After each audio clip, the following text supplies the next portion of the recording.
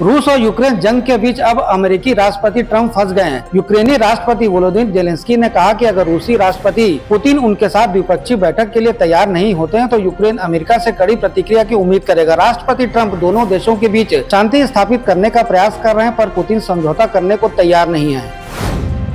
प्रसिद्ध अमेरिकी अर्थशास्त्री जेफरी सैक्स ने भारत पर टैरिफ लगाने के वाशिंगटन के फैसले को सबसे मूर्खतापूर्ण रणनीतिक कदम बताया है। उन्होंने कहा कि इससे ब्रिक्स देशों के बीच रातों रात मेलजोल बढ़ गया, जो पहले कभी नहीं हुआ था। सैक्स ने ट्रंप के पूर्व व्यापार सलाहकार पीटर नवारो की भी आलोचना की और सबसे अयोग्य पीएचडी उन्हें बताया। उनके अनुसार यह कदम अमेरिकी भारत के संबंधों को नुकसान पहुँचा सकता है।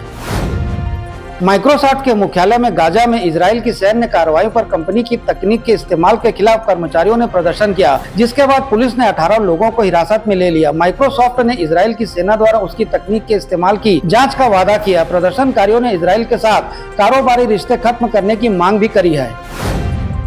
विदेश मंत्री एस जयशंकर ने रूस के साथ व्यापार को और मजबूत करने की बातें कही हैं। उन्होंने रूसी कंपनियों को भारत में निवेश करने के लिए आमंत्रित किया है, जिससे दोनों देशों के बीच आर्थिक रिश्ते और भी मजबूत हो सके। जयशंकर ने मेक इन इंडिया जैसी पहल का उल्लेख करते हुए कहा कि भारत की तेजी से बढ़ती अर्थव्यवस्था रूसी कंपनियों के लिए एक सुनहरा अवसर है।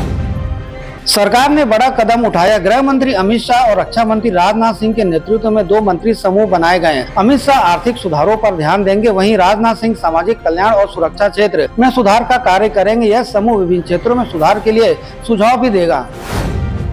संसद के निचले सदन लोकसभा की कार्रवाई गुरुवार को अनिश्चितकाल के लिए स्थगित कर दी गई। इस सत्र में 12 विधेयकों को बिना चर्चा के या संक्षिप्त चर्चा के साथ पारित कर दिया गया। वहीं 3 विधेयकों को चर्चा के लिए संयुक्त संसदीय समिति को भेजा गया है। मानसून सत्र की शुरुआत 21 जुलाई को हुई थी।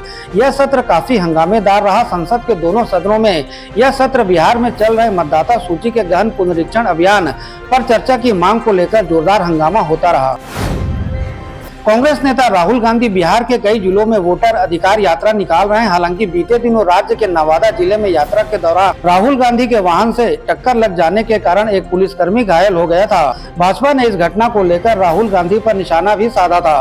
अब पुलिस ने इस घटना को लेकर राहुल गांधी के वाहन के ड्राइवर के खिलाफ केस दर्ज कर लिया है।